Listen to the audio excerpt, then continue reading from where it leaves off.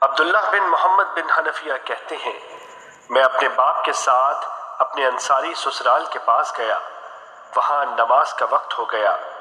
میرے باپ نے کہا، او بچی، وضو کا پانی لاؤ تاکہ میں نماز پڑھ کر راحت حاصل کروں۔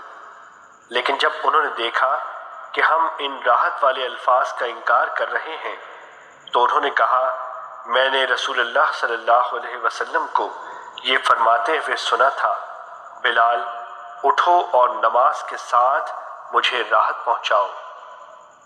حدیث نمبر 1031، مسند احمد۔ سیدہ ام سلمہ رضی اللہ عنہا سے مروی ہے، وہ کہتی ہیں رسول اللہ صلی اللہ علیہ وسلم کی آخری وصیت کے یہ الفاظ تھے، نماز کو لازم پکڑنا، نماز کو لازم پکڑنا اور اپنے غلاموں کے ساتھ احسان کرنا۔